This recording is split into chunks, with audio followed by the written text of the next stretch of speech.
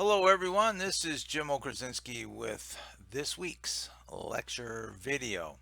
So, this is our first lecture video of the short summer semester. Each week from here on out, I will post the typical screencast video on the weekend discussing the week's activities, sometimes some of the content and what we're doing that particular week. But around about midweek, I usually post up a lecture videos dealing specifically about textbook content, where we're going, what we're doing in the assignments, my really where I communicate a lot of my expectations about that week's activities or topics. All right. So this week's lecture video, we're going to talk a little bit about the theories of intelligence. As I say here, that essay always stimulates an interesting conversation. I just love to read all the posts, even in the classroom. A lot of the conversation about exactly what theories of intelligence is, in the way of, is it a research essay, a research paper, or a narrative, or a research narrative, whatever your type of interpretation of the genre specifically that the theories of intelligence might be. It's always an interesting conversation. So, the purpose of the introduction in the textbook is to challenge your thinking about the research paper. I say here, like many of us, myself included, we have been indoctrinated into the art of writing the research paper through many years of training. Yes, I said training, not learning, and probably not thinking. Our experience is shaped by demanding teachers, their assignments, and let's not forget their rubrics.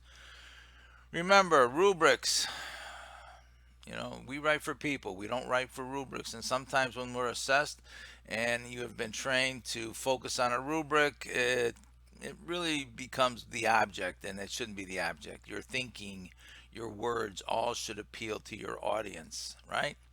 So I'm going to talk about theories of intelligence here in a minute, and the conventions of the research essay versus what I call the research report.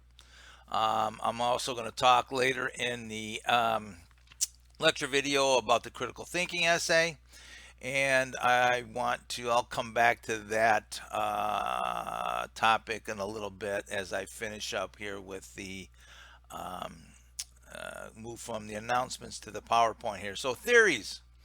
All right, so theories of intelligence, is it or isn't it? So if it isn't a research paper, what is it?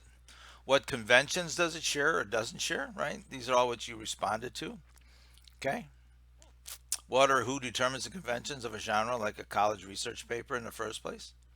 So, do they matter? Why are there genres anyway? It's just something in writing that we encounter throughout our academic career. There are different genres and writing, whether it's a email or a letter or a proposal or any of those real genres of writing you'll encounter as you move through academia and even in the professional world.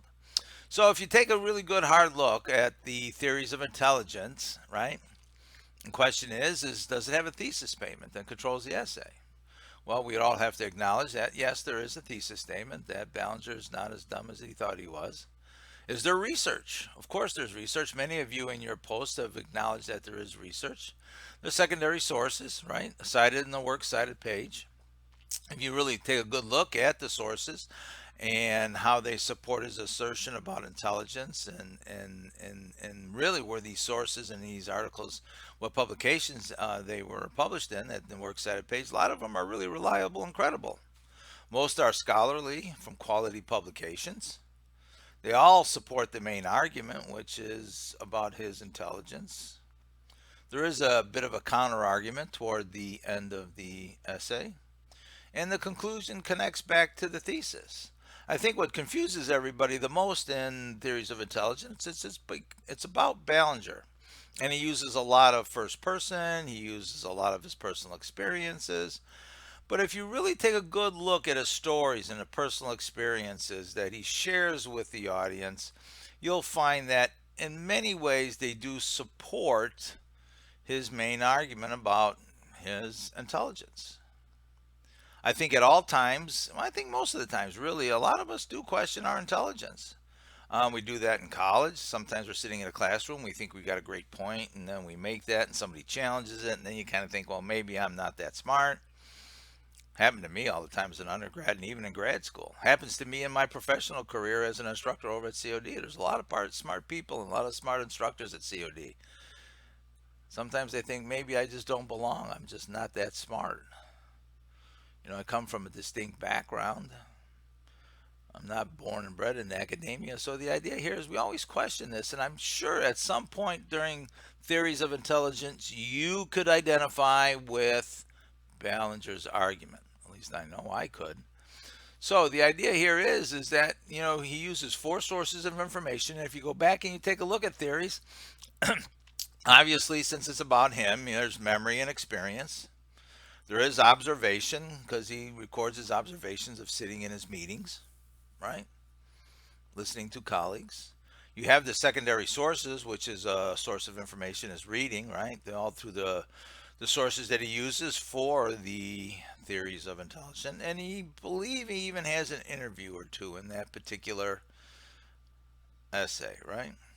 So once again, this really does challenge our thinking about how a research essay or research paper should sound, because it's personal in nature, first person, all the things that you were taught never to write about in a research paper. It challenges our thinking. I can imagine most of you found it pretty interesting to read. Read rather smooth. So the idea here is sometimes that ability to wrap research in and around in a narrative style gets somewhat confusing, right? But if you look at all the conventions, it's just about everything that you're going to be asked to use and write in your research paper, right? In your research essay. So the thing we want to focus on is the research essay and not the research report. That regurgitating of information, some topics that you've probably worked with before, because when you're just regurgitating information and you're just reporting, you don't really have much of a voice in it because you're worried about the conventions of the research paper. Where's the originality in just reporting what other people have said? Where's your critical thinking, right? Remember, informed opinions based on factual evidence and real world experiences are the goal. We always have this conversation in my English 1102 classes about opinions. Okay? Opinions, it seems like a bad word nowadays. That's my opinion. Well, if your opinion is based on factual evidence and real world experience, it's been looked at, it's been judged, it's been reasoned with, then then you have something that's based on knowledge then, right? So I maintain that theories of intelligence is a research essay. Now we can debate back and forth the research essay and some of the conditions like too much first person, right? That is true. There's nothing wrong with stating your position on what you believe. The problem that you've been taught with first person is the fact that it runs away a bit. And maybe in some ways Ballinger did run away a little bit about in using first person, but then again, he used his intelligence as a framework to, I think, talk to all of us about intelligence. So that's just something to keep in mind about where you're going, what a research paper should sound like. It should be conversational, it should present the research, and it should, more importantly, teach you something new about a topic. If you're researching to find what you already know, then you just defeated the purpose of the research essay. Research essay, by its nature, is for you to research and to learn. So as we move into chapter 1 next week, in looking at topics, I will talk at length about our theme. And of course, you may want to take a look at Blackboard and also the syllabus to look at the theme and start thinking about a potential topic. So that'll be one of the ideas that we'll be focusing on next week. Now let me pull this PowerPoint down and let me get to my slide here about the critical thinking essay. That is due on Sunday, end of day. Now remember, this is a really significant assignment. It's worth up to 200 points out of the 1,000. That's 20% of your course grade. So everybody did a great job of reading and discussing Twenge and Lukyanov and Height's articles. I say write a 3 to 4 page, 1,000-word essay continuing the conversation about the current state of Gen Z and the hope for the future. Your essay should accomplish the following. So this is the way your essay should be structured, and this is the way it'll be, assessed by me, right? Write a short summary capturing the main points of both articles. Who you want to start with, I don't care, but there should be at least a paragraph summary about both articles. I don't want like one or two sentences. These are pretty significant readings. I'd say introduce the author, the title of the article, summarize it.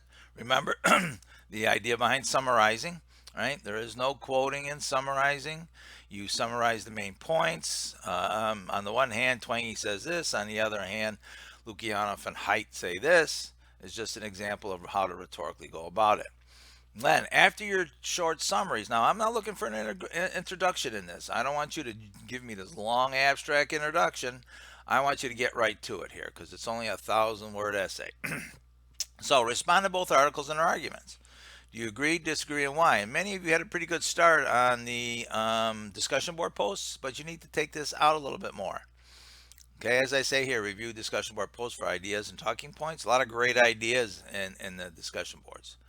And I say provide support for your critical thinking from the articles. All right, so if you want to use something from each article to support it, right, some of the statistics from Twenge, some of the anecdotal evidence and stories from Lukianoff and Haidt's article, The Coddling of the American Mind, that is great. Use some of those subject articles. Now, outside sources are not required. Okay, so let me say that outside sources are not required. I don't want you to do any research for this. You don't have to give me a works cited page if you're using just the two articles, right? So, but if you choose to integrate outside information, you must cite both in text and a works cited page. Then I want a works cited. So I want you to be focused on these two particular articles. The critical thinking essay should follow MLA guidelines as stated in the syllabus, and it's worth up to 200 points. So let me move over to the announcements here. So I provided a few videos here that might help you with the context of the critical thinking essay, give you a little bit more to work with besides to like kind of supplement the articles, right? So I have a video here. You can click on the link of a TEDx presentation where Dr. Twenge presents statistical evidence. It's an interesting presentation by Dr. Twenge at a TEDx conference. The second video is a PBS NewsHour interview. Both are worth your time. She covers a lot of the same information, but it might provide a little bit more of a context for you.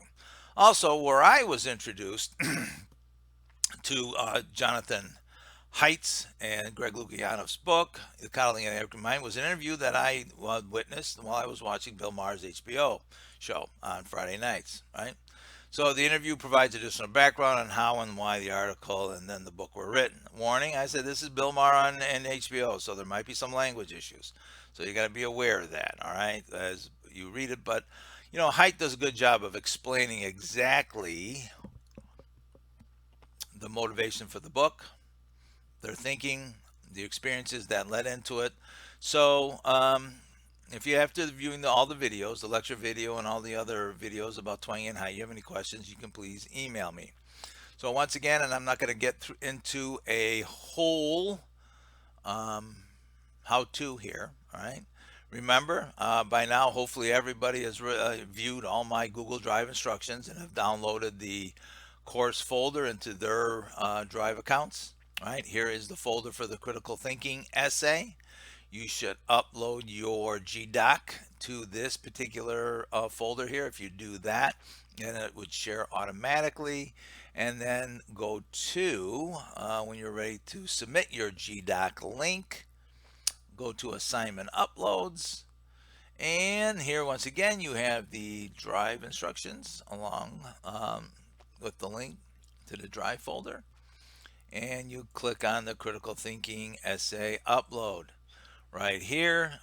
Click on write submission, and then you would copy and paste your GDoc link here, right? I want the GDoc link, and I will comment on your essay in the folder, in the Drive folder. And then I will assess and record grades quite naturally here in Blackboard, right? That way nobody can look at anything. I post no grades in a Drive account, all right? Once again, if you have any questions, send me an email. Good luck. Stay safe.